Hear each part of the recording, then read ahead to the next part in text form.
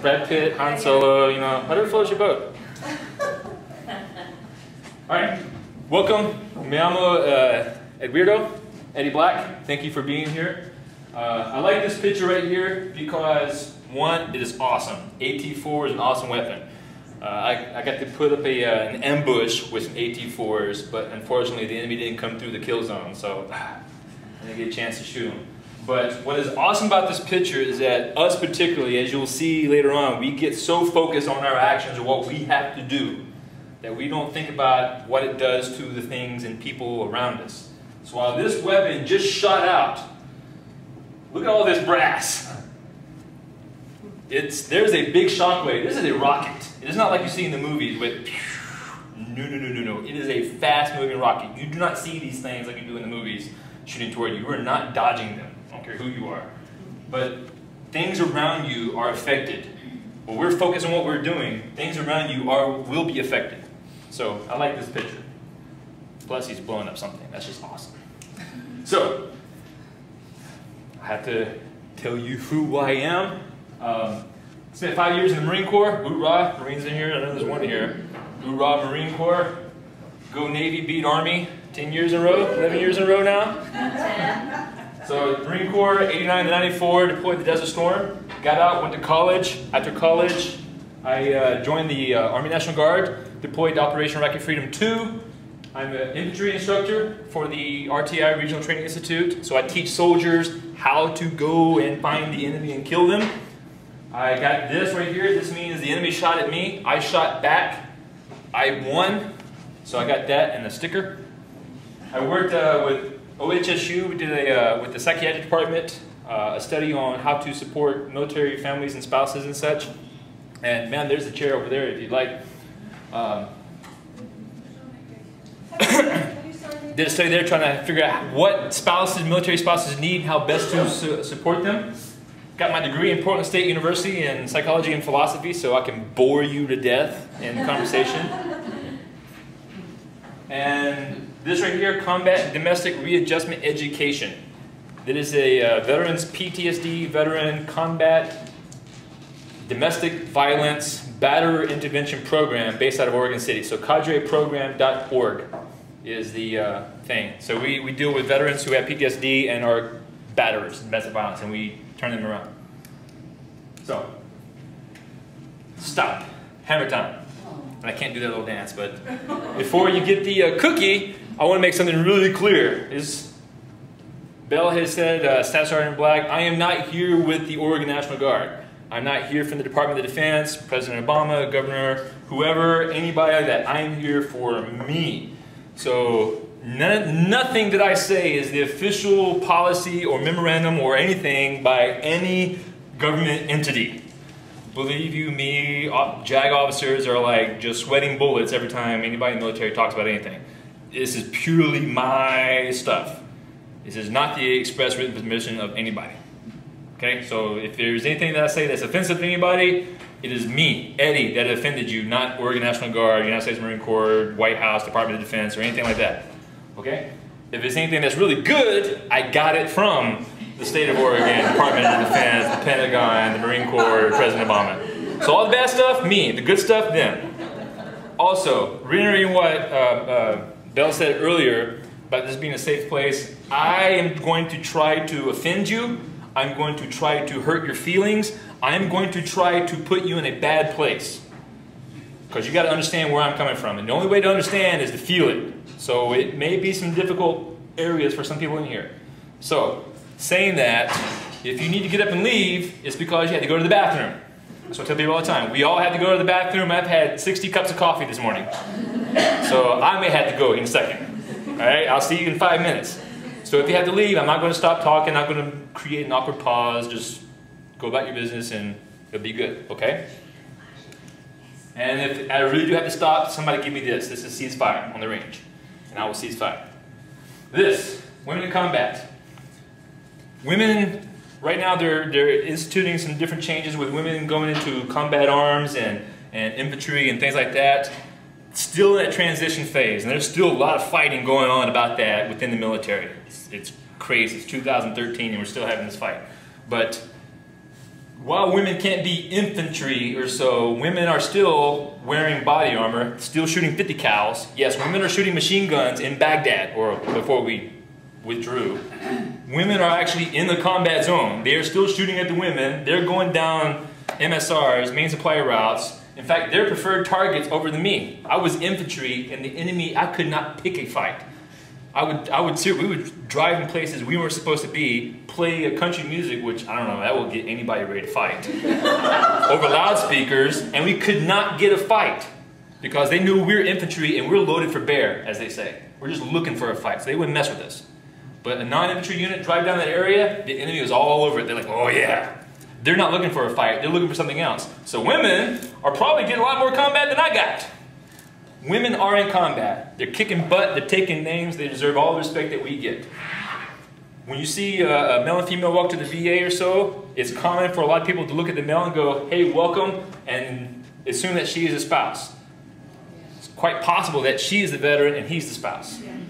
So, one, women are kicking butt. Two, sometimes it's women that's the veteran, not the male. So, they're doing well. Give them the respect they deserve. So, bam! Now we start. Now we got the soapbox out of the way, and the safety brief. Everybody wearing your iPro and your reflective vest. When you're a kid and somebody says, what do you want to be when you grow up? A lot of people say, I want to be a teacher. One of the most awesome jobs out there is teachers. Holy cow, seriously. Or some people go, I want to be a doctor. Or some awesome individuals say, I want to be a nurse. Or some people say, I want to be a chemist. Or some people say, you know what, I want to be in the fire department. You know? Some people say, I want to play for the greatest baseball team in the planet. That's right, the Cubs. Cubs fans are the best fans, because the viewer will stick with you through thick and thin. So, some people say, I want to be military. Now think about it, some people join the military for a career, some people join the military for training, but what is different about the military than anything else, different from the police, different from everybody, is that the military, our #1 mission is defense. And that means finding the enemy and killing the enemy. Police department is about protect and serve, calming people down. I'm sorry you're freaking out, will you please settle down? And arresting people, but police don't train to go kill people as their main objective. My main objective is find the enemy and destroy the enemy. Not tickle him, not make him feel good about himself. Kill the enemy, destroy at whatever cost. Marine Corps combat training is not how to do an arm bar, how to put you down in submission. I don't care about submission. You are submissive when you are dead. So Marine Corps combat training is how can I kill you as fast as possible. That is not an easy thing for a lot of people to do. Kill people. Keep this in your mind as we go forward. So, I'm going to stop. You'll notice I do this a lot. We'll stop and I'll back up. Let's go to another point. I was listening to a podcast or a radio show one day, and they had a convention of engineers. So imagine you are all engineers and you're designing computer equipment and stuff like that. And they had a stage, and they had an elderly gentleman come out there on stage and had a computer, and they said, hello sir, will you please come on, turn on the computer. And so he goes over to the computer, he sees the mouse, picks the mouse up, and just let it happen. People laughed. People were like, this is kind of strange. He didn't know what to do. And the guy on stage said, thank you very much, sir, for your time. Let him off the stage. Everybody thought it was kind of funny. Guys pick up a mouse, look at it. And the guy looks at the audience of engineers and says, why are we laughing? He's never seen a computer before. We're laughing at him because he doesn't know how to turn on a piece of equipment that he's never seen before. The fault is not with him. The fault is with us. We have to design something that works for him, not try to change him to us. So, I rarely put words on my slides because I don't like doing this. Blah, blah, blah. I like you to look at me. But I dig this. James Hillman is good stuff. So for those of you who can't read, I'll read it for you. Any phenomenon inhabited by a particular god must be addressed in the rhetoric of that god.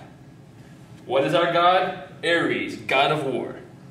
If you read the Iliad, talk about Ares walking around behind the ranks of the Spartans and the Trojans.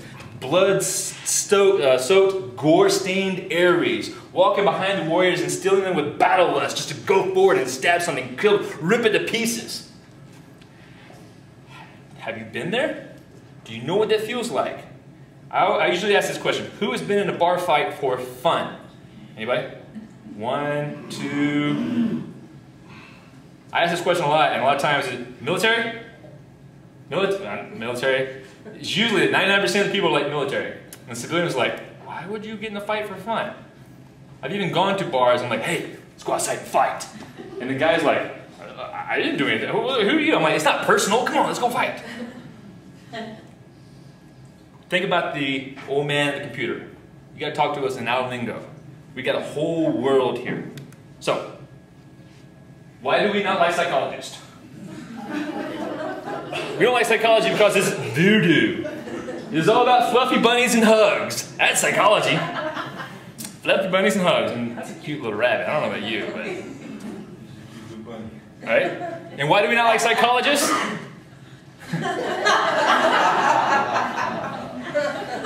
You're all a bunch of hippie pacifists. There is a, believe it or not, there is a very real fear amongst military types that if I go talk to a psychologist, somehow I'm going to be wearing Birkenstocks eating granola. We don't want that to happen, so we're going to stay away from the psychologist. And I've talked to a lot of psychologists. What do psychologists think about us? I have talked to many who feel this way. You are killing machines. And the truth is, I am. And what we're also afraid of is, if I do any work in this area at all, if I even start to talk about this, I'm going to find out that I have this person inside me. And I don't want to admit that I have this person inside me, so therefore I'm going to stay away from that. This is one of the most scary things that I can think of. So, just notice the color is off in this. It's supposed to be blue. Military culture. The VA, this is a VA website. There's a lot of websites out there about learning and understanding military culture. This isn't that. This will tell you about the rank structure, about what the uniform looks like, about how the organization is, what a battalion is, and how that compares to a company, and all that good stuff. I don't care about that stuff. In fact, I still don't know what it is. I mean, you know, like, whatever it's silver, salute it. Basically, if it's shiny, salute it. But I say that that's not important because if you understand the culture of Walmart, you're not going to understand the culture of Walmart by me telling you what their uniform is, where their headquarters is located, and how their pay structure is, and what their bonus structure is. You have no more understanding about the culture of Walmart by understanding that than you did before. You got to go in there and actually work with them to figure out what the values and behaviors are. Same with the military. Why do so many people try to explain military culture by saying, hey, this is a captain and this is enlisted? That doesn't make sense to me. So if you want to learn that stuff, which is useful, that way when somebody says they're doing this and this and this and this, you can track what they're saying. This is a useful website. Go check it out. Now, before I was the Cyberdyne Systems T1000 Terminator, okay, that you see before you, I was this cute little baby. That's me. Look how cute that little baby is. Holy cow. Sweet, innocent. All I wanted to do was play with my Star Trek toys. I had the little, it was awesome. And I was a goofball. Played French horn, was a band geek. Band geek, I had a sense of humor. I was always drawing, playing guitar. And then I graduated high school, and there's proof that I'm a goof. And then I went to the Marine Corps. Boom! No smiling. I was 140 pounds of twisted steel and sex appeal, as they say. Graduated boot camp, January 1990. After 130 days at Paris Island, I could do 122 sit-ups in 2 minutes flat. Now, I can do 122 sit-ups in 2 months flat. Get up from class! I do solemnly swear. That was support in the United States.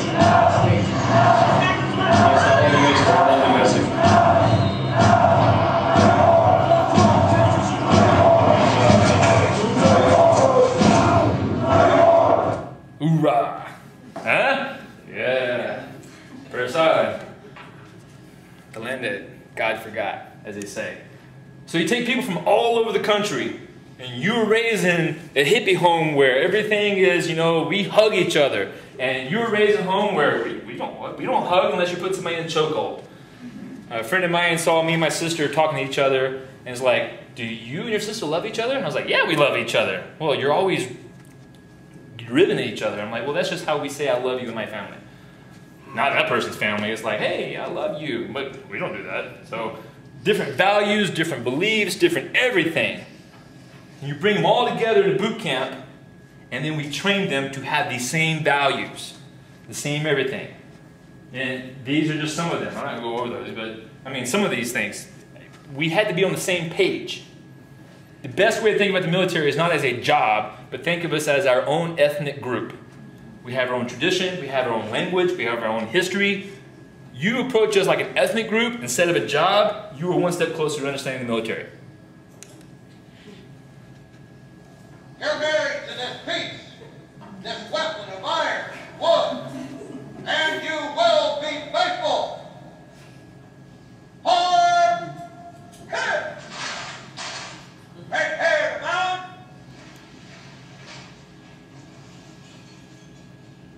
Mount!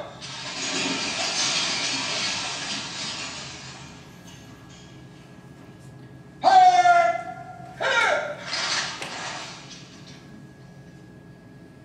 Pray! This is my rifle. There are many like it, but this one is mine. My rifle is my best friend. It is my life. I must master it as I must master my life. Without me, my rifle is useless. Without my rifle, I am useless. I must fire my rifle true. I must shoot straighter than my enemy who is trying to kill me. I must shoot him before he shoots me. I will. Before God, I swear this creed. My rifle and myself are defenders of my country. We are the masters of our enemy. We are the saviors of my life. So be it, until there is no enemy, but peace. Amen. Arr! Arr! Hut! Hey! Good night, ladies. Good night, sir. Hit it, sweetheart. Sir, it is, sir. Love that movie. Every time I watch it, I get homesick. Seriously, I do. I get homesick. Boot camp is awesome. Boot camp and military training after boot camp. There are things that we have to teach you. One of those is offense, how to kill people. Again, that is not normal for a lot of people. It's not a normal thing to grow up and want to be able to kill somebody. There is a natural barrier. I just don't want to go there.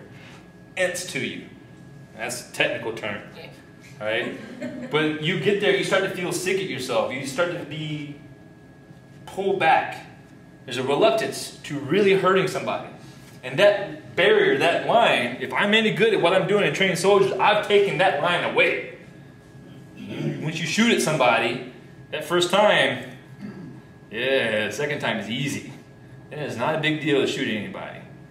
That natural barrier, what is enough to get the point across in somebody in just a regular fight, just anything, is now diminished. There have been times when I've been fighting with somebody, my fear is that I'm going to go too far because what the normal brakes are for somebody to slow them down, to inhibit them, are gone. And that is my biggest fear, and that I might actually hurt somebody more than the situation demands. So, homework assignment. Next person you see wearing an Oregon State shirt, shoot them. But imagine that. Put that in your brain. What does that feel like? Prepare yourself. The next person I see, I'm going to shoot them, and try to get yourself ready for that. That is not easy. You start to feel like, do I really want to go outside? Like, you start looking around, or the only way to help with that is to anticipate it and want it. It's now you're like, where's an Oregon State guy? You start looking for it. And we would roll outside the wire on patrol just going, please put somebody in front of me that I can shoot. Because I have all this adrenaline and energy inside me and I got to have a target. Just give me the opportunity. It's either that or not want to go outside and live in fear. Which one do you want to be in? I want to be that one. The other one is this one. Defense, Claymore. I love me a Claymore. Good stuff. Defense, somebody out there is trying to kill you. I was training some soldiers one day. There's a fake village in Kent Riley. It's on the north coast of Oregon or so. And there's a fake village where we do mock assaults and things like that. And we run inside buildings and have snipers and stuff like that. It's a lot of fun. And I was training, me and another sergeant was training these privates. And we're in the middle of this road. And while we're talking about, all right, here you come to a road. How are you going to cross this road? Are you just going to run out across it? Or are you going to put security walking up and down the side of the road? Are you going to do a slow crawl? Are you going to run across it? What? There's a lot of different things that are going to figure out how you cross this road. And as we were talking about these, unconsciously, I moved out of the road. And I was in an alley. And I'm looking down the road this way. And the other sergeant, he had unconsciously moved out of the road too, and was looking down the other way. And we had, without even realizing it, had taken ourselves out of direct fire, or what would be direct fire on that road, and were looking the opposite direction of each other. We had that road covered. And the privates, they had never been shot at. They had never been in that dangerous zone, and so they didn't feel strange at all. They just stood in the middle of the road. And I realized after I moved, I was like, holy cow. You know, once you get bit by a dog, you don't want to reach and hand that dog anymore. It's the same thing. Once you've been shot at, you don't stand next to windows. You don't walk down the middle of the roads. You don't walk down the middle of open parking lots without some place that you can dive for cover. That lesson is driven home. I hid behind a sign that wide one time in the middle of the street during a firefight because that's all I had. That's better than nothing. And I was behind it and I was shooting. But we trained that in people. And I can take anything, I can train you anything you want. You want to learn Norwegian? I can teach you. You want to learn calculus? I can teach you. I don't know Norwegian, and I sure as heck don't know calculus, but I can teach you anything you want. You give me the material, you give me time, and you give me permission to hurt you. And I can train you. That means pain is memory. Pain drives that message home. I want you to remember that blue plus plaid equals air supply. I'm all out of love. I'm so lost without you. Alright, gotta laugh. It's early in the morning, I know. We're gonna get through this together. But 50 years from now, you're not gonna remember that. But if I walk around right now with this chair and start hitting you upside the head, what is blue plus plaid plus air supply and all this stuff? You will associate those things. And so 50 years down the road, you hear that song on the radio, boom. The other associations are going to come to your mind. Plaid. Let's get off the road. I can't stay here. You will learn that. Pain is memory.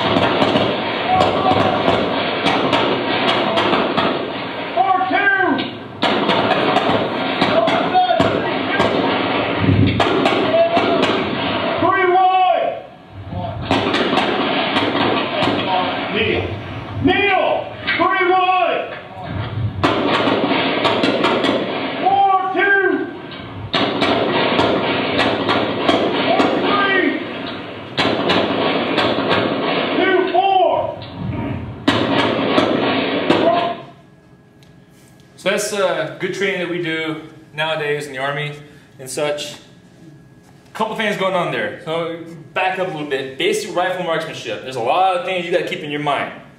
The worst people to try to teach marksmanship are people who grew up on the farm with a rifle. They can't shoot, and you can't teach them anything. Give me somebody who's never held a rifle, and I can teach you to be awesome shot because you're opening to be taught. There's sight alignment, there's sight picture, there's stock weld, there's how the rifle is inside, there's your body position, there's your natural point of aim, there's your how you breathe, there's your natural respiratory pause. There's all these different things that go together to figure out how to put those rounds down range on target. And while you're focusing, okay, is my sight alignment, sight picture good, you're forgetting about your stock weld. Or you're forgetting about your natural point of aim. Or you're forgetting about this. Oh, I got to remember to do this. Oh, while you're doing that, you're forgetting this. There's a million different things. And so we practice over and over again. We spend just days and days and hours just shooting at nothing. No bullets, just going through the motions to get your body used to doing this stuff at the same time. It's called dry firing. Do it over and over again until it's second nature. This right here, We train soldiers that when you're shooting, bang, bang, bang, you automatically put your weapon on safe so you don't shoot anybody. We lost more soldiers in 2006 to negligent disfires from fellow soldiers than we did the enemy. Poor training. And believe you me, I'm addressing that topic with my soldiers. They know what the safety is. But you do this stuff, and you notice that he got down to position and he had to reload, and he was thinking about this and all these other stuff. He didn't think about kneeling. And the sergeant next to him would say, "Kneel! Get down!" We had to train to as an automatic reaction. We train so many automatic reactions to it, you don't have to think about it. When you first drove a car, you were like this. Don't talk to me! Hold on. You want to see it again? Drive with a man sometime and let him get lost. That radio's going to get turned off, and whoever's in the car is going to be shutting up because he's lost. Don't talk to me. I'm lost. Once I find my way, then we turn the radio on again, then we talk. But right now, don't talk. I got 2 brain cells, and they're both on driving. But once you've learned how to drive, now you can drive one hand, listening to the radio while you eat a taco and talking on the phone at the same time. It's easy. Your brain learns to do these things automatically. It's the same with this. Boom, there's a target, I'm going towards it. I've trained it. It's just an automatic thing to go towards it. Nobody in their sane mind goes towards the sound of gunfire. That's not normal. But we train that over and over again to where there's like a bah, bah, bah. You just can't help it. You move to it. I've even done it in the civilian world with shooters out in town that I've seen shoot. I just automatically run towards them. No weapon. But believe you me, there's a Marine coming your direction. I'm going to get you somehow.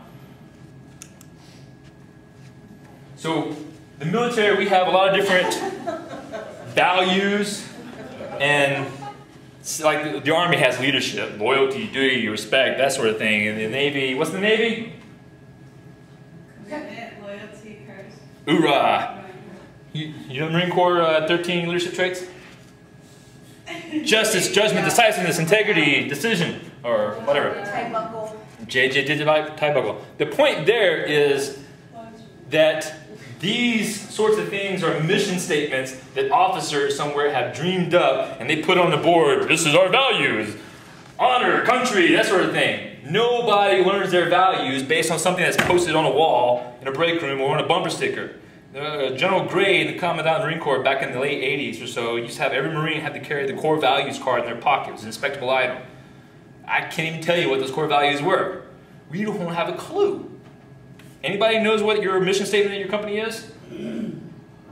You're awesome. I won't tell your boss to give you a raise. Her name's Sparkseeder. But what we do learn is that we, in the Marines, particularly in the Marines, we tell stories about other Marines. Smedley Butler. Smedley Butler was the man. Anybody know who this is? Earned mine. Chesty Puller. So we tell stories about what Smedley Butler did. Chesty Puller, Dan Daly, all these Marines, things they've done. Smedley Butler, awesome Marine. Battle of Mexico City. U.S. Marines and Mexican Army were at a standoff, and neither one could get a hand up on the other one. Finally, Smedley Butler got tired of it. He pulled out his sword, started walking down the middle of the street. And as the enemy were shooting at him, he said, "Oh, there's one, get him!" And the Marines were like, "Holy crap, we gotta protect our general." So he'd jump up and they would just bomb rush the position. Bah, bah, bah, bah. Good job, Marines. "Oh, there's another one, get him." That's the way he was. We learned that story. Dan Daly, Boxer Rebellion on the embassy wall. 300-something Chinese rebellion dead. Holy cow. What? One Marine? Oh yeah, don't mess with us. So what are the stories that we have learned? We learned these stories about never giving up, about what it is to be a Marine. This is what we instill in what to be, not these things to put on our wall. Battle of Tarawa, World War II. Just go, holy cow, just go look it up. Amazing battle. I met one of those veterans one time and it was a huge honor. The Japanese commander said it would take a million men, 100 years to take that island. They were so well entrenched, so well prepared. Had thousands of slave laborers from Korea, dug the trenches, the whole 9 yards. To the Marines and the Army, 6 days to take it. Not only that, but they had to go through a reef, 200-something yards of ocean, heavy fire. It was nuts. And they asked the Marines, what got you through that? 2 things kept coming up over and over and over again. One, I have to keep going forward because I have to try to live up to this idea what the Marine Corps was. If I didn't live up to this, I'd be letting down the the history and tradition of the Marine Corps. And if I didn't do all that I could do, I'm letting down this Marine next to me. Those two things over and over again. Esprit de corps, huge.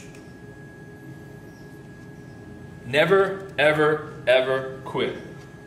I try to teach two things to my soldiers. Weapons change, tactics change, everything changes. Except two things. One, never leave your buddy behind. Never leave your buddy. And second, never quit. If I got those two things, never quit, never leave your buddy behind, I'll go with you with nothing but a slingshot. Let's go fight. We'll find a way to win. Never quit. How do you instill this value into people? How? Do you just put this on a bumper sticker?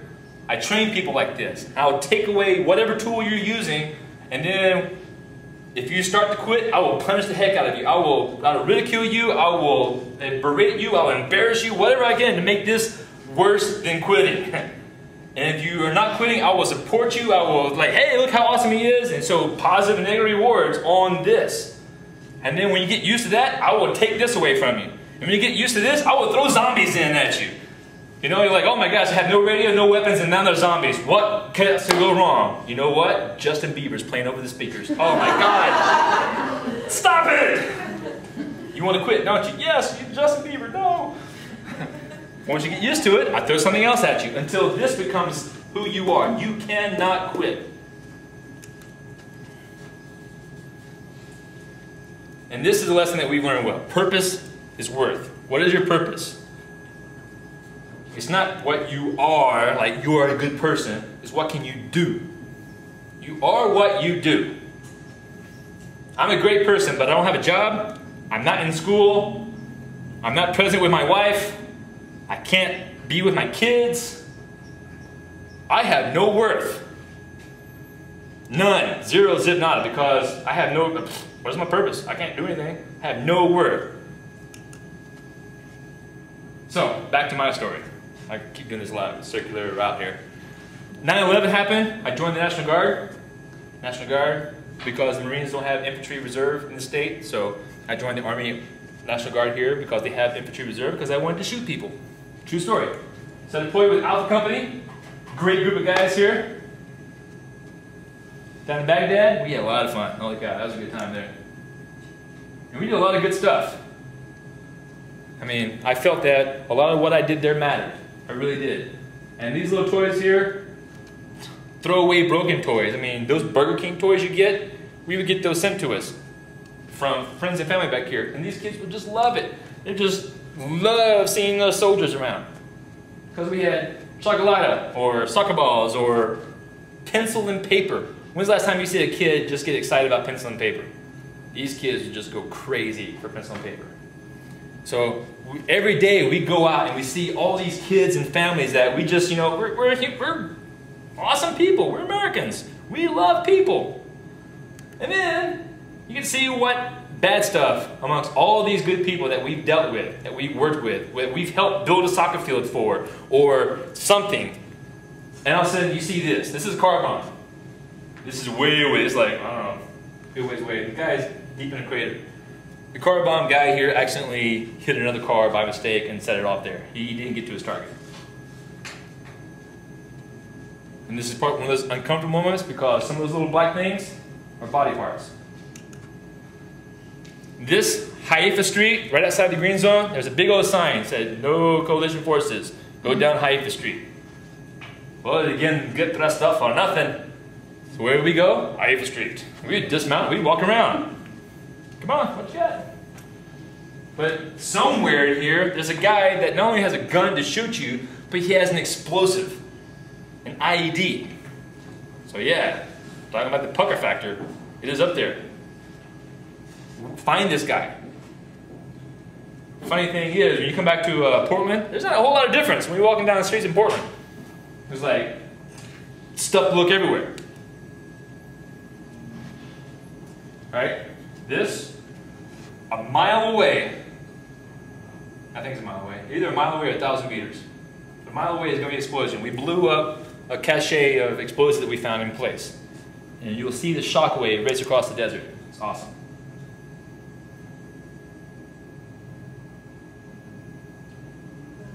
And that was a shockwave knocking the guy back. I turned the volume off because, you know, it's soldiers and it's not family friendly to hear them. But they're like, yeah! I'm paraphrasing. This I turned down as well, but left hand side you'll see an explosion go off here. That's a very weak one. Well, it's not weak, but the guy who did it, it's his first day on the job. He buried it too deep. He didn't know what he was doing. It's just, he failed. Wrong. This guy's like, hey, what's going on? This one here is more like reality. So this right here is a dump truck. Back here is an American convoy. You will notice that they are spaced out good. And when they get to this truck here, they're going to bunch up. So here comes the convoy. Here's one. Here's a space. He's slowing down and he's creeping up. Now they're getting bunched up tighter and tighter and tighter. And every time I watch this, I just want to yell into the radio, back up. So watch this guy right here.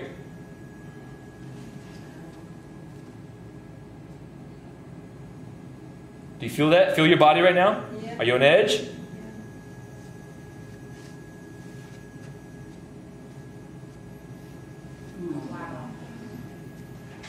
It's interesting that feeling that you have, turn that up more and live with that every minute of your life.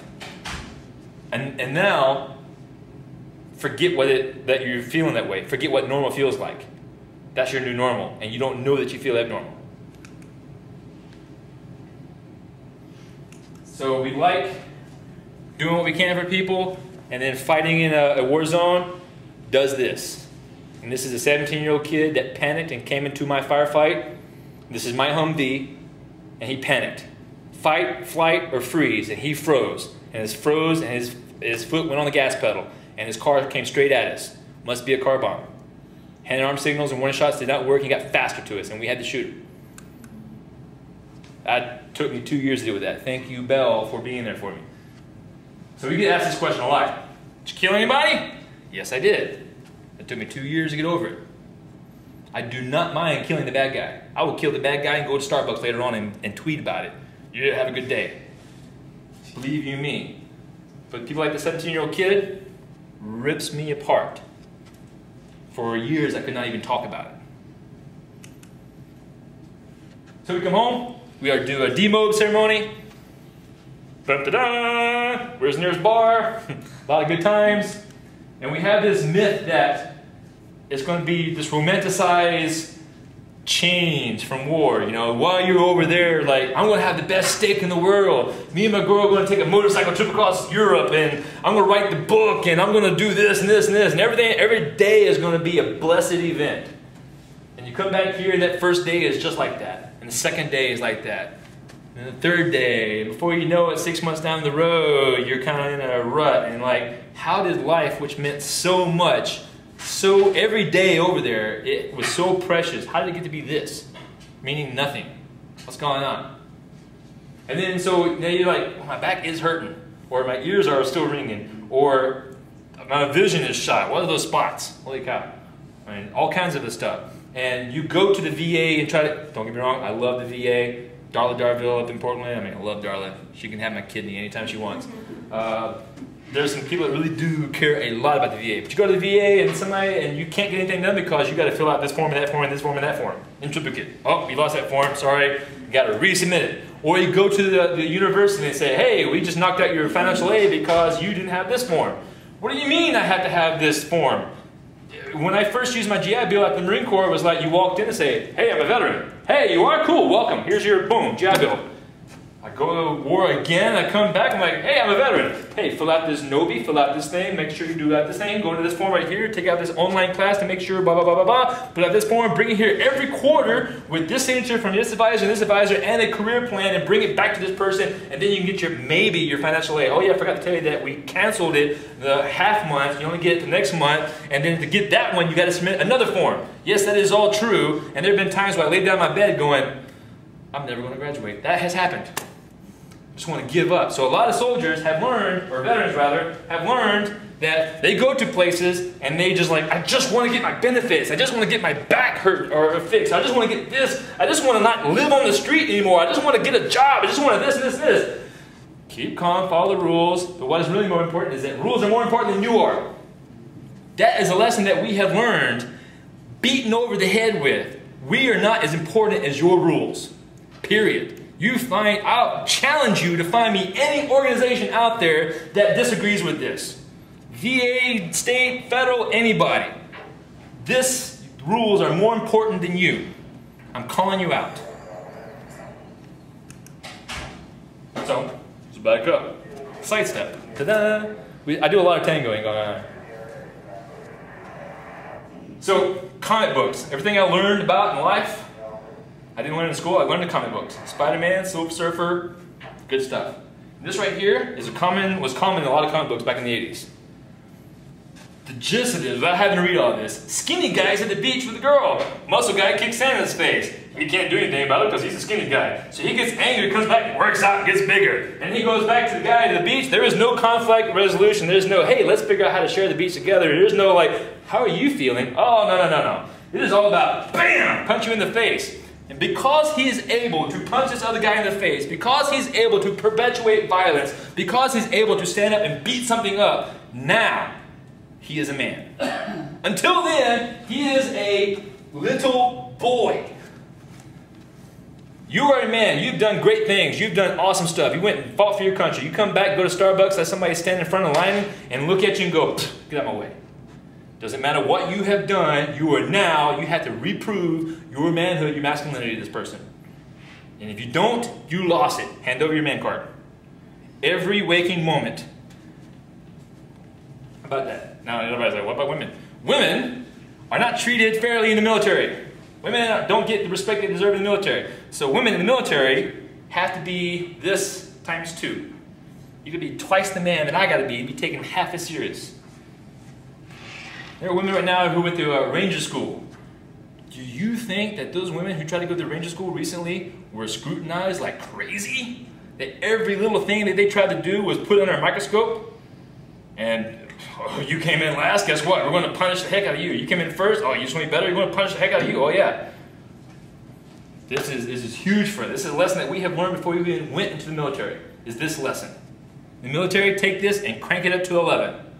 But why 11? Because it's 11. Okay, some of you got it. Good job. Spinal tap! Could switching to Geico really save you 15% or more on car insurance? Does a former drill sergeant make a terrible therapist? And that's why yellow makes me sad, I think. That's interesting. You know what makes me sad? You do! Maybe we should chug on over to Mamby-Pamby land where maybe we can find some self-confidence for you, you jackwagon! Tissue. 15 minutes could save you 15% or more. I love that commercial. I've given it to a psychologist, and some of them have said, I wish I could say that. I'm like, why can't you? If you're going through a script, like I used to do telemarketing a long time ago or so, and there's a script. If you're doing a script, then what you had just told me is that you're not listening to me. And if you're not listening to me, I can't trust you. So the how does that make you feel? That one, that's an automatic giveaway that, yeah, I don't like you. My dad has never been in the military. Never been in the military, and I'm having an issue, and he comes and sits down, and son, I don't understand. What's going on? Well, Dad, this, and this. Well, I've never been in that situation before. How does that make you feel? Same words, but I know he's not using the script. So the point there is, I'm saying, it's not the words, it's when are you using them. That's more of the art of therapy sort of thing, but just remember that. Another thing that be mindful of is that I'm testing you. If you want to talk to me, I'm going to give you a story that's going to freak you out.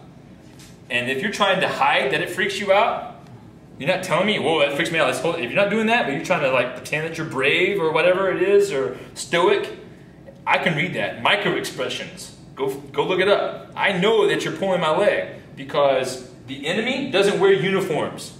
I have had to learn to pick up on really small, subtle things in people's body language to figure out what your emotional intentions are. And I'm not even aware that I know it. Just the hair stands in the back of my neck, just like a dog does. The dog's not doing a rational decision-making process. The dog just feels it. Same with us. So what I have just learned, because you're trying to hide it from me, is that I can't trust you. And that is the paramount thing for me is trust. It's going to take a long time for you to gather my trust. So if it bothers you, tell me. If you want to say this to the veteran, say it.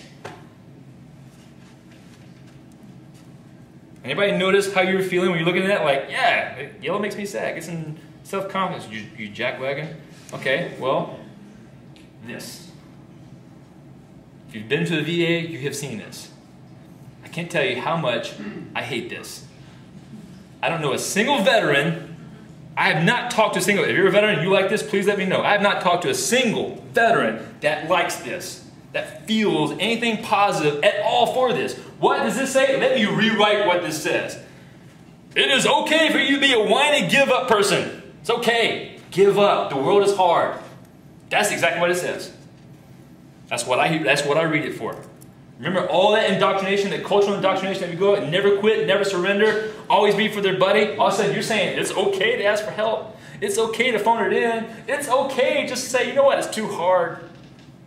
This is not written by military people. I don't know who this is written, or let me say this again. You go to grad school, you get a degree in psychology, you become a psychiatrist, and then the military says, hey, I'll make you a captain in the army as a psychiatrist. That is not military culture. You have not carried a rifle, you haven't been shot at, you haven't dug foxholes and then said, oh, I gotta fill it in and dig another one. Damn it. You haven't eaten MREs for 30 days straight. You haven't done any stuff. You do not understand military culture because you graduated graduate school and they gave you a captain's rank. And then you write this. This is not it. Case in point, soldier was suicidal. Pulled the gun to his head, pulled the trigger. The gun did not go off. And then he was like, holy cow, what did I just do? He was also drunk at the time. Went to his, one of his soldiers, fellow soldier in the squad. Soldier talked to the platoon sergeant. Platoon sergeant went to the first sergeant, went to the commander, and said, suicidal soldier. Initiate all the stuff that we got in the Oregon Army National Guard. One of those things was call me. And I drove 3 hours to go talk to this soldier. And me and the commander and his squad leader are in a room and we're talking. And I asked this soldier, I said, if you're in a parking lot and you see me over there and you're in a parking lot and it's you against another guy, mano a mano, and he's beating you up, would you come running to me and say, hey, Sergeant Black, will you fight my fight for me? Will you help me out? Would you do that? He's like, no, but take the beating. Sometimes you win, sometimes you don't. I said, exactly. And I would not expect you to come asking me to help you in that fight, especially 1 against 1. Hell no. Take your beating like a man. I would think less of you if you did. We are the military. We are not the whatever, feel-good scouts, whatever. We are the military out there to do rough jobs, hard jobs. That is a hard mindset that we are not going to, if you either handle this or we're going to leave you behind. Go join something else. You are not cut out for the military. Not everybody is cut out to be a Marine, a soldier. I asked him another question though. What if you were in a gunfight with somebody and you're out of bullets and you saw me over there, I had a lot of bullets. Would you call me and say, hey, toss me some bullets? He goes, well, yeah. I said, exactly. That's the difference in this. This one is saying, hey, let me come fight. You come fight my fight for me. I'm too weak.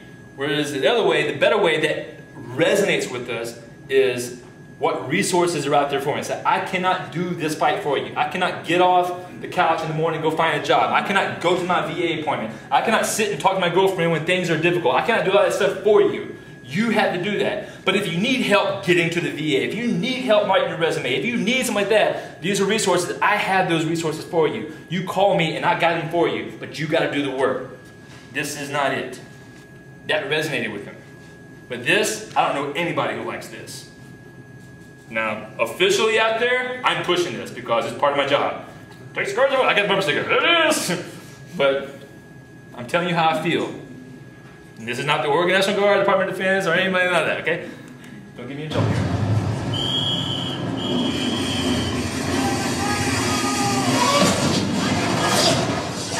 So how do you feel? Identify with your feelings.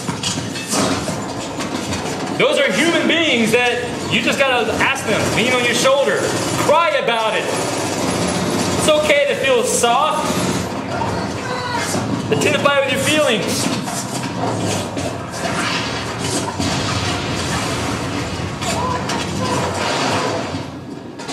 It's okay to be afraid.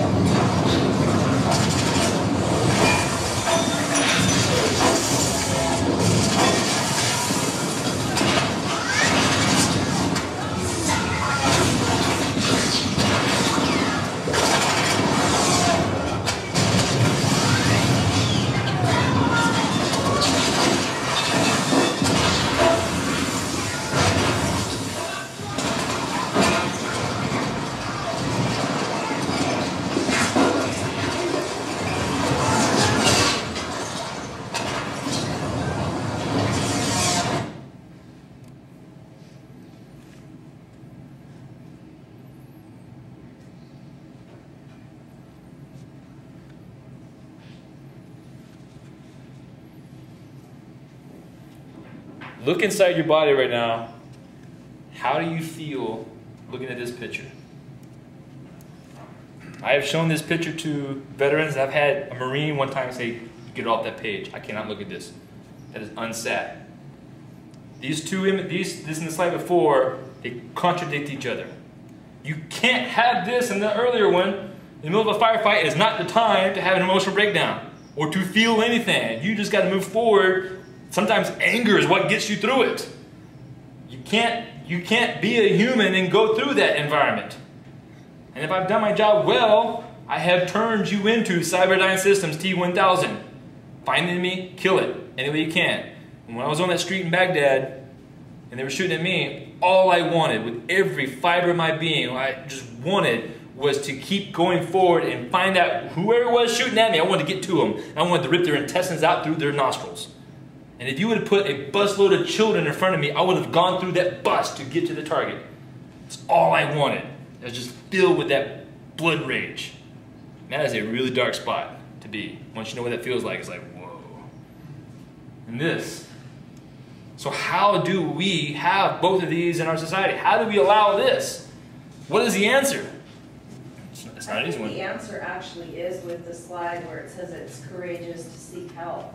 So I think that if we don't enable, if we are actually, can be a member of the military, because I'm a Navy vet, and I also am a mental health practitioner, and we can send the message to young warriors and also vets that it's okay to show emotion, it's okay to process their emotions, and that is courageous, actually, then they can actually, we can actually help them to sit with this emotion.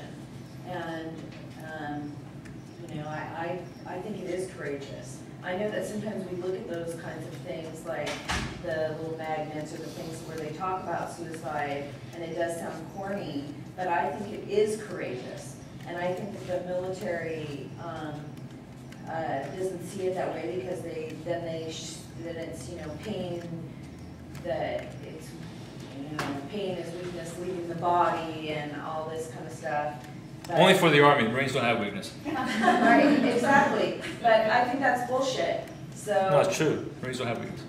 Well, but again, I think that that's just like we can have shock and awe about you know, shooting people, and that's what we do. We keep, that's, the military's about killing. We can also have shock and awe about the fact that part of the military culture should be inclusive for letting people experience pain, and that we can build a culture and be part of building a culture with that. When they come back, we can build a culture of healing. And I know the Vet Center, we're trying to do that, and I think we have to work on that. That's something that needs to be something that we continually work on. All right. And it's going to take effort. Two points. Sorry to cut you off, but 2 points. One, you're correct. It does take a lot of courage to do this. A lot of courage. I try to be as upfront as possible. I'm not here to show you to show you my pain. I'm here to show you why so many people are not. For every one of me out there that's out there saying, this breaks my heart that this happened to me, there are many, many more that will never, ever get to your office because of things I'm explaining. So I agree with you on point one, absolutely. Point two that I would like to make, going back to the women in the military part. The question that a lot of people are asking is, how can women be warriors? That's been a lot of questions because women are soft and emotional and all this other stuff, right? Right, whatever. Go kick my nephew, my sister will tear into you. That is not the question. Reframe it, take those words and move them around. How can warriors be women? In other words, let's take that word out and put feminine. How can warriors have a greater, broader emotional dimension to them? Which is what you're talking about. We don't have that in our military culture. We don't. We do not. Do we need it? Yes, we do. We have to move there. But the answer to get there is not bumper stickers. The answer to get there is not phrases written by people who are not us. It has to come from us, not by somebody who sits behind a desk and never got in a bar fight. I don't care what you non-bar fight, non-military combat arms people say because you don't have a clue, you're soft. If I'm a Marine who's been downrange in Vietnam, I'll listen to that person. That person knows some stuff. But you're exactly right. imagine how you could do that, how you could possibly let those walls down and live with your experience. I would think that that keeps you sane. So we're asking these guys coming back, okay, let your walls down and experience all this pain that you've kept out. And how do you? Took me 2 years. Doing that. Took me 2 years, and I am still not there. Gee. But 2 years. Thank you, Belle, again for this group, ma'am. One thing I've noticed over the different wars is that when folks are coming back, the debriefing is not satisfactory. No, it's not. And, It's horrible. And if they didn't get anything, it's like they just come home and fly. And then they have to process, do whatever they have to do to just be sane or not. I just want to go home. In the military, when people are coming back, they need to put some emphasis there and maybe help the guys, girls process, you know, hey, I'm home, you know, it's like coming back home to your family. You know, they don't relate anymore. Because when you left, you were one way, when you come home, you're totally different. And I think it starts there, is, you know, that they're trying to reprogram. You know? Yes, absolutely, sir. Yeah, you know, I've talked to quite a few veterans over the last 3 years in Roseburg, and you know, you can't unring a bell. In other words, when we go through the training, there's no equanimity when we leave. In other words, they don't try to undo what was done to teach us that independence, that dependence on each other. My buddy, the absence of my buddy, or my friends, my comrades, my brothers, just because they're not with me in the VA, doesn't mean I don't feel I'm letting them down if I seek services. Because I know for a fact a lot of them still aren't seeking services. So I've become the weak link. And none of the veterans want to be seen as that weak link. So it's tremendously difficult. It took me 30 years and 3 marriages and a whole lot of other things in my personal life that exacerbated those problems. That's why I came for service. I didn't come from my PTSD. That was a side effect of my initial reason to come in. Because I was tired of going to jail. Prison wasn't working. You know, I lost 2 houses, 3 careers, all those things, and taught my kids how not to appreciate life. Right. And so finally there's the VA, and finally I said, I've got to do this because I don't want to lose my next marriage. What you're saying, ma'am? Yeah. Are you talking to me? Yes, ma'am. Yeah. Okay. I was thinking about what you were saying, and that it's profound. It's so right that we're talking about culture, and somebody outside the culture is not, and that I include myself, is not in a position to be useful. And what I'm thinking about is the really poorly thought out, unfortunate thing of American therapists going overseas. I'm not talking about the military. I'm talking about trying to apply our principles, our cultural principles of how people feel better and get well to other cultures. There's a really good book I would recommend called Crazy Like Us, which is all about this. It's about the mistake of thinking that we can export our ideas of what mental distress is or emotional distress and slap it on somebody else who has a different value system, different culture, different way of preparing. And so I'm agreeing with you 100%. Even though I worked with veterans, starting with Vietnam vets in 1972, but I think that and that was briefly, just a couple of years, that I am not qualified. And I think, and I really am valuing this presentation enormously because it is bringing home to me how I am not qualified. And I agree, it's got to come from inside, it's got to come from the culture, and I hope at some point you're going to talk about that. Yes, well, I would disagree with part of you say about the not qualified. So the culture change has to come within, but you are qualified. And I'm going to go back to Rogers.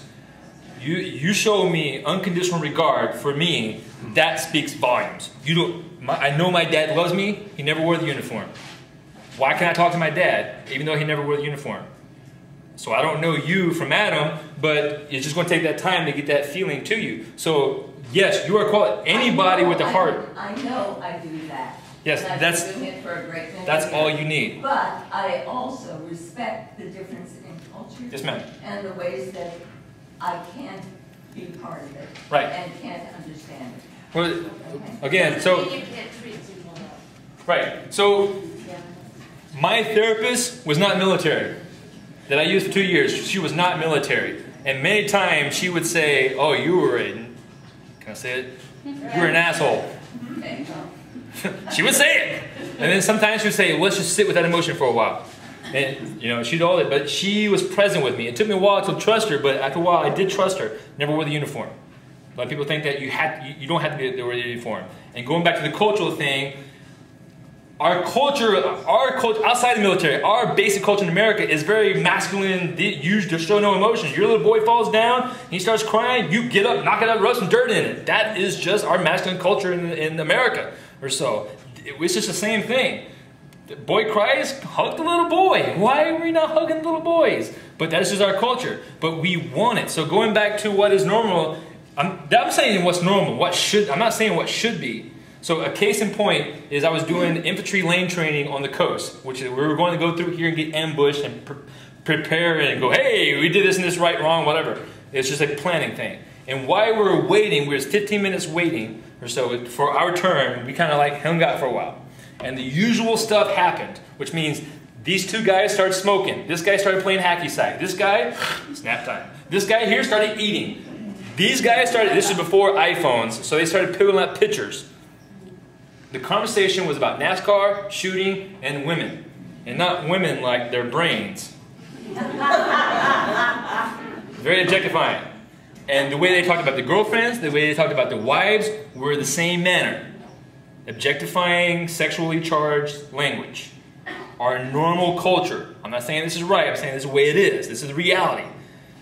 One guy stopped. One guy wasn't that way. He pulled out some photos instead, and it was his wedding pictures. He had just got married. And he was showing pictures of his wife in her dress, and the way he talked about it was just so much filled with love and such. And he couldn't wait to get back and see her, and this and this and this. It changed the atmosphere in that room. Everybody didn't have permission to talk about how they loved their spouses and their wives. And it changed. I looked at my map, I was planning my route, and I noticed the change. I started watching like, holy cow. That made an impression on me. But it's not saying, hey, I need help. It's not, it takes the courage of a warrior to ask for help. It takes the courage of a warrior to express your pain. That is not the same thing.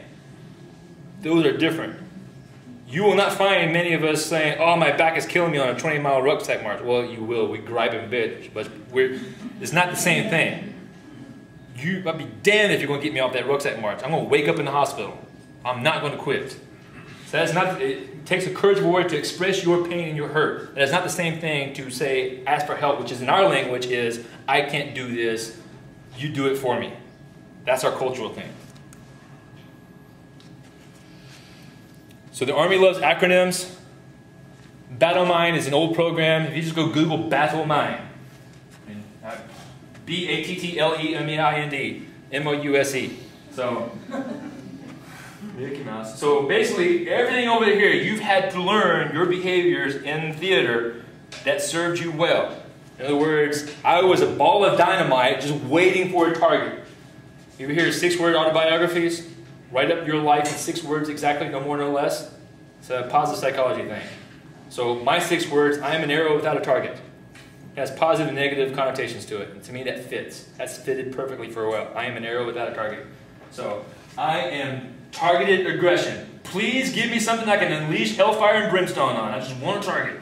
You come back home and run around in Portland, inappropriate aggression. Somebody cuts you off in traffic, you're like, ah! Somebody stamps on your foot, somebody looks at you the wrong way, there's a target. I still have all this pent-up energy. I just need something to unleash it on, or so. Inappropriate aggression. Rampant. Holy cow. Anger. Biggest thing. Veterans. Coming back. Buddies. The only people you can trust. True story. You cannot trust anybody outside your platoon. Can't trust your company. Can't trust your battalion. Sure as hell can't trust your regiment. I mean, I don't know where they get their intel from, but seriously, that building's been gone for months, and we're supposed to do a raid on it? Seriously, guys, leave the wire sometime. It's crazy. So you learn that the only people you can trust is your battle buddy. Where's my battle buddies here? I don't have any battle buddies. One's over, well, actually, some over here at Roseburg, some in Medford, some up in Gresham. All this stuff is perfect here. Lethally armed, I'm always got weapons. Over here, a lot of veterans walking around now with weapons. Emotional control, again, remember Saving Private Ryan when I was yelling at you? How does that make you feel? It's okay to feel soft and scared? Well, no. To get through that, you got to turn that off. To be stoic about it. If anything, feel angry. And you come back here, and people are saying, hey, how come you don't feel anything? Well, it's because I learned to not feel my emotions. The truth is, you're feeling it in your body, you're just not aware of it. But they are there. Non-defensive driving, 12,000-pound up-armored Humvee. The roads are my roads. You drive close to me at my discretion. I will either run you off the road, or I'm punching my gun or asking him why he is not shooting his 50-cal machine gun at you. True story. I have knocked some cars off the road. Come back here, and as we're rolling around, car bombs. If they come up past me, and they get up in the middle of our unit, you've seen what a bomb will do. So no cars were allowed to move forward of my vehicle. I would knock you off the road. So I'm always looking for the threat. People come outside the alleys with RPGs, whatever they are, I can find you, I'll get to you first. Driving down Portland, Burnside, some people on the street corner, one of them does this. And jumps back out in the road. And I'm driving around and instantly, threat. I turned my truck and went 2 tires onto the sidewalk. Automatic reaction, there's a threat, go get it. Without even thinking. And then the rest of my brain, the slower part of the brain was like, whoa, dude, that's hipsters. Don't run over the hipsters. I know you want to, but don't. So I took the car back onto the road and drove home. I could have killed those kids. Ruined their lives and my life. Because of a stupid thing which brought about a reaction. You got about 15 minutes. All right. I've got 87 more slides. So, quickly, my story is I did not need anything. And we'll get to training veteran. I didn't need anything. I was a college student. I was a squad leader. I was good to go. I wasn't drinking every night. I wasn't laying in bed. I had a job. I was sometimes a ship supervisor. I was, check the box. All the stuff that an awesome individual is supposed to be doing. That was me. And my infantry company, alcohol, divorce, substance abuse, drugs, fight, arrest, fight, alcohol. I was like, happy pills, that's what we call them. Happy pills, sleeping pills, and happy pills, sleeping pills, happy pills, and Jack Daniels, sleeping pills, happy pills, blah, blah, blah, blah, blah. Therapy? No. At least nobody was admitting to it. And so during a discussion about mental health in a class, one of the guys in class was an intern with Returning Veterans Project. I don't remember the guy's name. He said, hey, there's this people called RVP. And at the time, that was like your first year or so. And I was like, really? What is this Returning Veterans Project? I think you're crazy. There's no such thing as a free lunch. Okay. So I went online. I was like, okay, there's one nearby. I just got a warm fuzzy about this particular therapist. Maybe part of me wanted to go and didn't know it. Because my reasoning was not this. So I go to the therapist. And I say, is this really for free? She goes, yeah, so what about you? I'm like, I'm not here for me. I'm here to find out if you're really for free because I'm going to bring your information back to my unit and say, hey, here's this. I checked it out. It's legit. Go. Yes, I'm blah, blah, blah, blah, blah, but what about you? It's not about me. Get off me. So she was smart. She's awesome. If you want to know who it is, I'll tell you. I don't know what the... Yeah. Okay. Oh. She's awesome. There's your name if you got it, if you're telepathic. So anyway, she was smart. She knew what to ask me. She goes, well, have you been angry? I'm like, who hasn't been angry? Well, what makes you angry? This makes me angry. Who disagrees with this sentiment? Anybody think this is a false statement? Anybody? You can't because I know you drove. I get angry all the time when I drive. People can't drive. They drive too fast. They drive too slow. They merge wrong. They don't put the blinkers on. They put the blinkers on way too soon. They do all kinds of crazy stuff. Who gave you a license? Get angry all the time. Does this make me crazy? Does this make me PTSD? No, it doesn't. Well, what about this? She asked me another one. This is an anti-war rally, Portland State. All the white flags are civilian deaths. All the red flags are coalition deaths. So people who are like, I've met some of them, like, I'm against the war, and you, and all this other stuff. I'm like, yeah, I'm gonna punch you in the face. You know, give the world a hug, and it'll be great. You live in a naive world because there are people that will cut your head off because whatever, the way they feel, regardless of what you think, they will kill you. I've met these people. Naive land, so they make me angry. But you know who else makes me angry? Yes, America, we should go to Mother War. Yeah, Iran, let's invade Iran. Where's your rifle? You're not in the military. Why are you so quick to send me off to, I quit my life so I can deploy. Why don't you do the same? Well, exactly. So those people, all of them make me angry. Doesn't make me crazy, does it? Well, concerts. I love concerts, but people behind me go, ah! There's these two teenage girls in particular, one concert. I just wanted to take them and choke them out. And they put pressure right there. The brain was shut down. That is not pass crazy. out. Huh? That is not crazy. That is not crazy. I know, it's not crazy. They're going, ah! Just like, Been there. it doesn't make me crazy. I just want to enjoy the concert, but there's a lot of things going on around me. What else made me angry? Well, this. Anybody stop for coffee this morning? Anybody running late and stop for coffee? Anybody running late, stop for coffee, and there's a line of people in front of you? You're like, oh, God. Anybody running late, stop for coffee, there's a line of people in front of you, you're like, oh, God. And this person, when they finally get up there, they're like, this is the first time. This is them. They're like, hold on. What's the coffee you liked? I mean, you just want to, what do you want to do? You want to choke them out. Does it make you crazy, does it? Does it mean you have PTSD? No, it doesn't. What is this?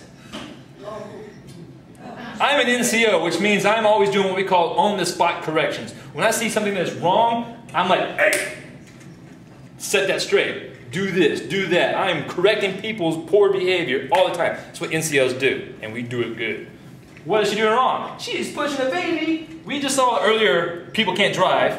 She's pushing a baby around people that can't drive, not looking. Your head better be on a swivel while you're pushing this kid in the street because people can't drive. And I want to yell at her and correct her for this poor behavior. Doesn't mean I'm crazy. My therapist was smart. She kept asking.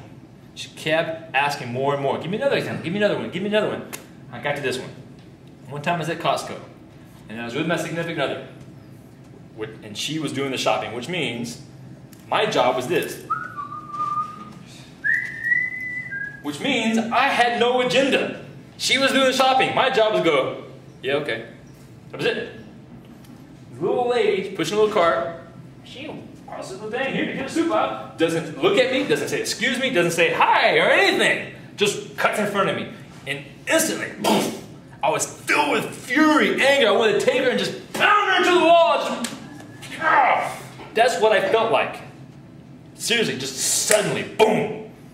And I'm standing there, all of a sudden I'm just filled with this energy. I looked at her and I said, I gotta go sit. I gotta go out. I have to go out in the truck.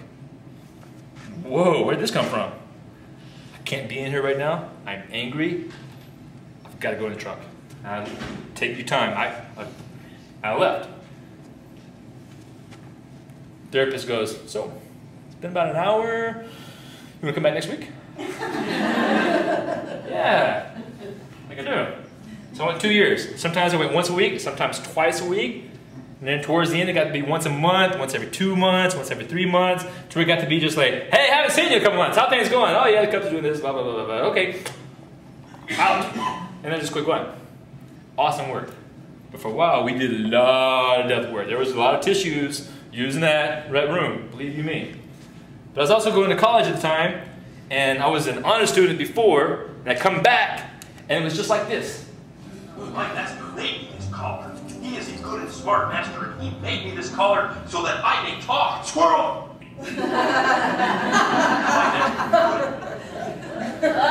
So there you are reading, you're like, the quick brown fox jumped. What was I reading? The quick brown, what was that noise? What's that smell? I don't know how many times I'll be talking to somebody like, blah, blah, blah, blah, blah. Smell something burning? How many of you are paying attention to the smells around you? I am all the time. I'm all the time going, what is that? In fact, this morning eating waffles, I was like, what's that new smell? What's that? Anybody hear that bell?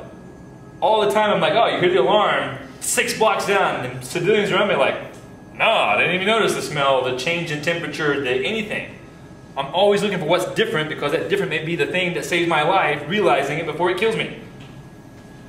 ADHD, I have learned to have ADHD to survive. Another thing, said over, anybody recognize the movie? There you go, yeah, Mannequin from the 80s. 80s movies rock.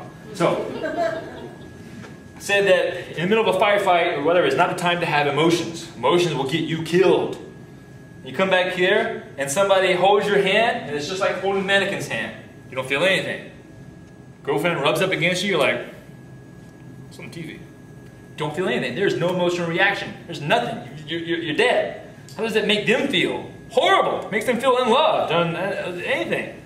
How does it make you feel? I'm a son of a gun. Because I am unattentive. I can't be there for them. Remember, purpose is worth. I can't do what this person needs. Therefore, I'm worthless. Add that to somebody who's unemployed. That's even worse. And going back to our masculine culture, you are either one or the other. I'm not saying this is the way things ought to be. This is the way they are in our culture. You're either one or the other. And so police departments, I do cross-intervention trainings with police departments on how to interact with a veteran at 3 o'clock in the morning who was amped up. And the veteran and the police department's like, go there and stand in the corner. I have so much indoctrination that I hate this spot. And the more you try to put me in this spot, the more I'm going to rebel in this spot. I've been arrested 5 times. I do not have a good conduct ribbon in the Marine Corps 5 years.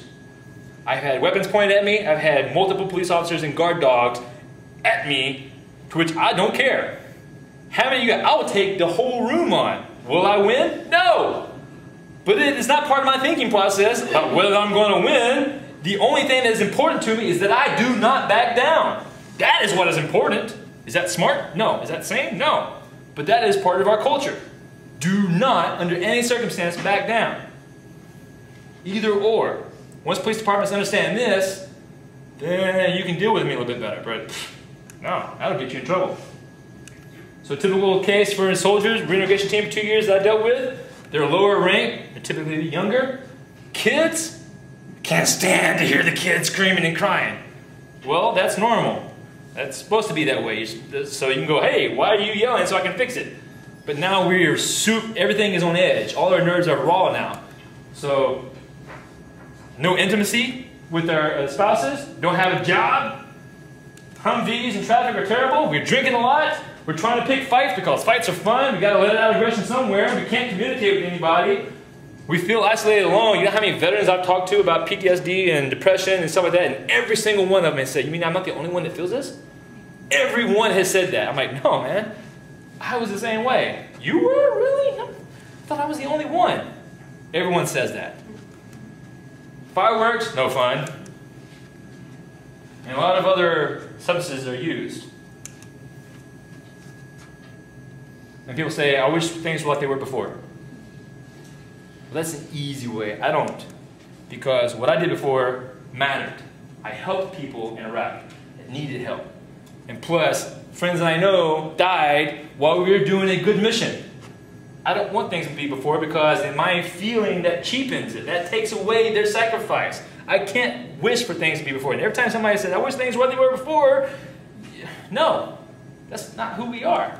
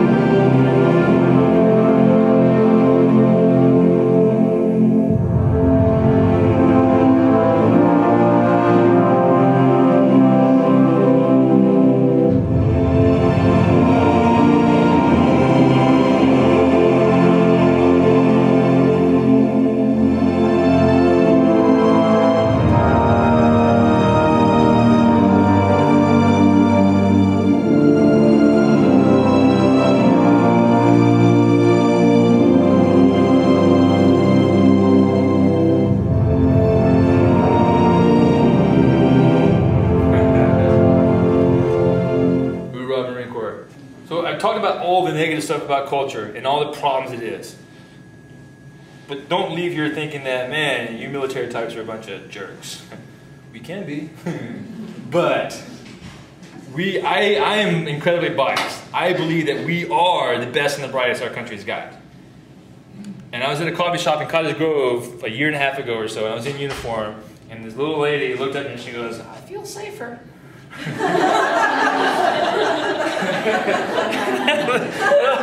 was like, oh, good morning, ma'am. And then she goes, what are you guarding, soldier? And my instant reaction was I didn't even think about it. My instant answer was, everything within sight, ma'am. That is who we are. Everything within sight. We are the best and brightest in this. I'm talking about all the negatives because these negatives are what are keeping a lot of us from getting help. A lot of us are seeking help. A lot of us are connecting with their families. A lot of us are doing the things. I'm trying to show you the things that are inhibiting that. You're absolutely correct in what you were saying earlier. We do need that way to express our guilt, our pain, our fears, all that. We don't have that in our culture right now. We've got to figure it out or so. Tacoma Mall shooting a couple years ago up in Washington. Oregon Army National Guard soldiers just got back from Iraq, were in the mall when the shooting happened. When other people freaked out, these soldiers went toward the sound of gunfire. Just another day on the job. And while civilians are going, oh my gosh, they were like, eyes on me, follow me, here's the exit. You're outside, back inside to get some more. That is what they did. I tell people every day, pray to God. You've got veterans around you. If there is a Justin Bieber concert, if there's a shooter, if there's a zombie outbreak, if there's a meteor coming in this direction, velociraptors parachuting in, whatever, veterans will take care of it. Pray to God you got veterans around you. So, a lot of information, hopefully. My phone number, my email address. You can call me anytime. If I don't answer, leave a message. Website, on this website, which I was adding some more stuff to it last night. I've taken a lot off and I got to add some more to it. But what I do have on there are some cool videos that show some about military culture and things like that. So kind of like whatever, some motivational stuff. But there's also some Amazon books. I've got some lists on Amazon, like military culture list, veterans issue list, domestic violence stuff. So you can go find a resiliency training. There's some playlist on YouTube. There's a bunch of, I think, cool stuff on there. ORNG-SMFS is a website the Army National Guard has. Service member family support. So if nothing else, go there. And they got a link. I think they have a link too. RVP, they should. They better. No? I've been on them. Yeah. So that is all I got. Thank you very much, in the words of Elvis.